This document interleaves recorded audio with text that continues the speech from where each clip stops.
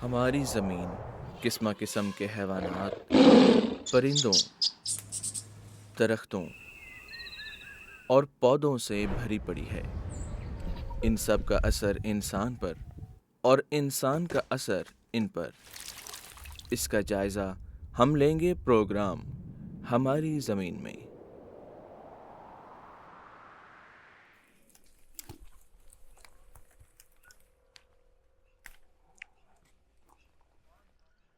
अस्सलाम वालेकुम वरहमतुल्लाहि वबरकातुहू। मैं इस वक्त सूबा बलूचिस्तान के ज़िला हब में और जो तहसील है विंदर में मौजूद हूँ। मेरे साथ ये हैं अलाना साहब, ये यहाँ के मुकामी हैं, हमारे अच्छे दोस्त हैं। और ये मेरी बैकग्राउंड में ये जो दरख्त देख रहे हैं, ये दरख्त इमली का दरख्त है। आपने इमली हर एक ने इस्तेमाल की होगी, हर घर की ज़रूरत होती है। चाट बनाएं उसके ऊपर खटास के तौर पर या कोई भी उसका इस्तेमाल है तो इमली घरों में इस्तेमाल होती है। तो इमली कैसे लगती है, कैसे मंडियों में पहुंचती है और किस तरह इस्तेमाल के काबिल उसको बनाया जाता है, वो हम आपको बताते हैं।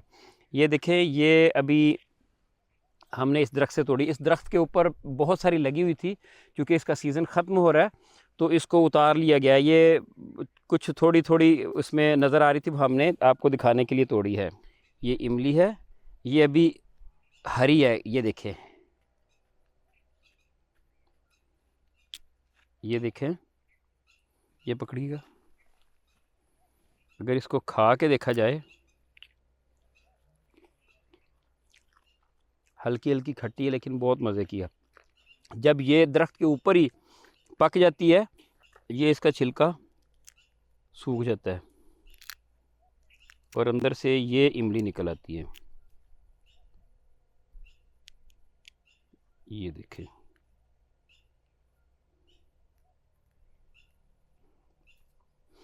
ये दरख्त की पकी हुई इमली। ये मैं खा के दिखाता हूँ।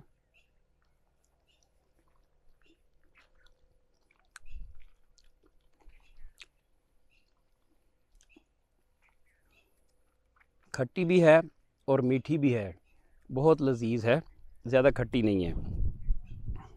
ये मेरे साथ रफ़ीक साहब हैं, ये इस ऑर्चर्ड के, इस बाग के ओनर है। तो यहाँ पे रफ़ीक साहब, आपके पास ये इमली के कुल मिला के कितने दरख्त हैं? कुल मिला के तकरीबन 30 से 35 रखते हैं। 30 से 35 दरख्त हैं। ये देखें, ये एक दरख्त, दूसरा दरख्त, तीसरा दरख्त, ये इस रो में भी लगे हुए हैं, उस साइड पे भी लगे हुए हैं, मुख्तलिफ जगहों पे। इनके जो फार्म है, इसमें इस तरह के रास्ते बने हुए हैं। ज़्यादा 11 एकड़ है, फिर रास्ता, फिर 11 एकड़, फिर इस तरह इन्होंने रास्ते बनाए हुए हैं। बड़ा खूबसूरत इनका फार्म है ये। तो इसमें 30-35 ये इमली के दरख्त हैं। तो अभी सीज़न तकरीबन ख़त्म हो गया, हमें चंद एक इसमें से अभी मिले हैं, इमली को हमने उतारा है। तो रफ़ीक साहब, ये इमली जो है, इसका रेट क्या होता है? यहाँ पे आप ख़ुद उतारते हैं या किसी ठेकेदार को दे देते हैं? किस तरह उतारते हैं और किस तरह मंडी में जाती है और इसका रेट क्या मिलता है? ये ठेकेदार को दिया हुआ है हम लोगों ने। साल का वो 60,000 हम लोग को दे देता है। इन 30 दरख्तों का साल का आपको 60,000 देता जी है? हाँ, 60,000 मिलता है। अच्छा, 60,000 तो कुछ भी नहीं है। है तो कुछ नहीं है, लेकिन वो भी आगे खर्चा करता है, मेहनत करता है, किराया बढ़ता है, मजदूरी भी है उसका। जी। अच्छा, दूसरे लफ्ज़ों में ये कह लें कि ये जो 30 दरख्त आपने लगाए हैं, आपने बिज़नेस पॉइंट ऑफ व्यू से नहीं लगाए। ये जो 30 दरख्त हैं, इन्होंने कोई ना कोई दरख्त तो लगाने थे। नीम का दरख्त लगाएं, शीशम का दरख्त लगाएं, बबोर का, बबर का या कीकर का दरख्त लगाएं। तो दरख्त तो लगाने ही हैं।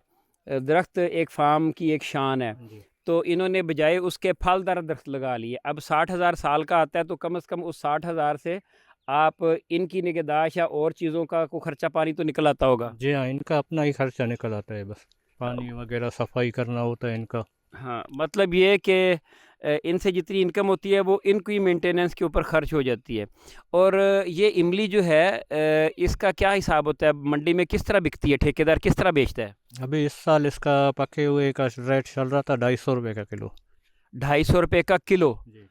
पका हुआ, यानी कि ये पका हुआ है? नहीं, ये तो कच्चा हो, पका हुआ दूसरा यानी है। कि इसका छिलका ऊपर से खुश्क हो जाता है, उसके अंदर जी हाँ। वो छिलके समेत इस तरह 250 रुपये जी किलो हाँ, बेचते हैं। 250। जो पक के तैयार हो जाता है, मैंने अभी दिखाया, जो खा के भी दिखाया, कि वो उस हालत में 250 रुपये किलो है।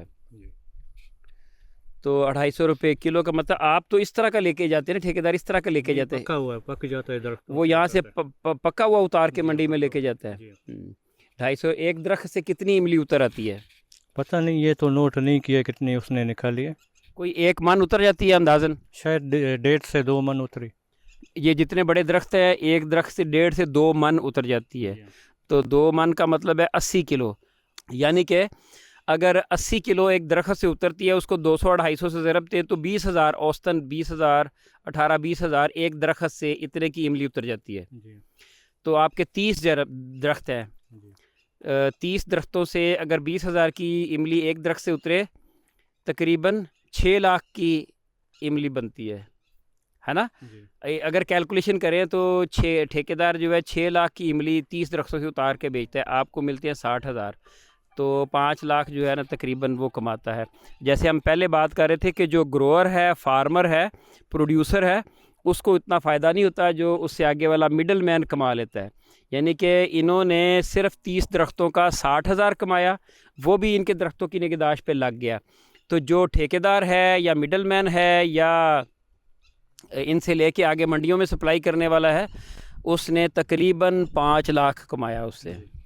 तो दूसरे लफ्ज़ों में हम कह सकते हैं कि आप खुदाई खिदमतगार हैं, आप लोगों को रोज़गार फ़राहम करते हैं, उनको फैसिलिटेट करते हैं। इसी तरह ना कि ठेकेदार को आपने मौका फ़राहम किया कि वो अपना रोज़ी रोटी कमा ले। बस जितना उसके नसीब में होगा वो खा लेगा, जितना हमारे नसीब में हम लोग खा लेंगे। सही। अच्छा अलाना साहब, आप भी इसी इलाके के हैं, आप मुझे बताएं कि इस इमली को चाट के ऊपर डाल के खाते हैं, इसको खटाई के तौर पे यूज़ करते हैं, और क्या इसका इस्तेमाल है? सर इसका साल में बनता है, मच्छी में डालते हैं, दूसरे साल में, और टमाटर की जगह पे वो काम, टमाटर का नहीं होता है उसकी जगह वो काम देता है।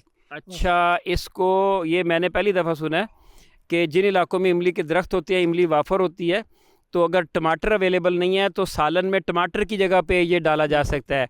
मछली, यहाँ पे साहिली इलाका है, मछली तो आम मिलती है, और मछली को मैरिनेट करने के लिए भी ये इस्तेमाल की जाती है। जी हाँ, ये मछली में ज़्यादा इस्तेमाल होती है ना, ताकि मछली के सालन अच्छी बनती है, और शरबत बनाते हैं इसका। और ये पीली के लिए, पीली जो होती है साग कहते हैं हम लोग, पीली, उसके लिए भी मतलब अच्छी है ये, इसका शरबत बना के। पीली क्या? ये जो पीली है जिसको,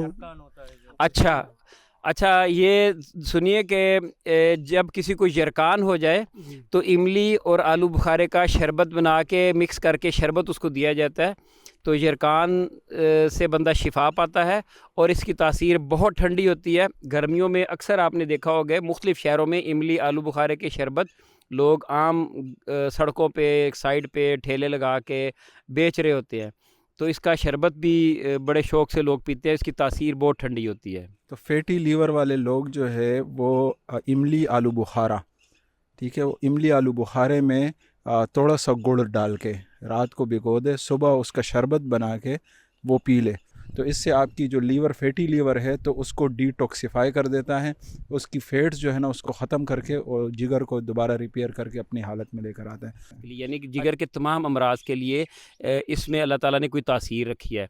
ये जो गर्मियों में हम इमली और आलू बुखारे का शरबत पीते हैं, वो जैसे हमारे दोस्त इन्होंने बताया, रफ़ीक साहब ने और उन्होंने अलाना साहब ने भी बताया कि इससे यरकान का इलाज भी होता है, और यरकान भी जिगर की एक बीमारी है।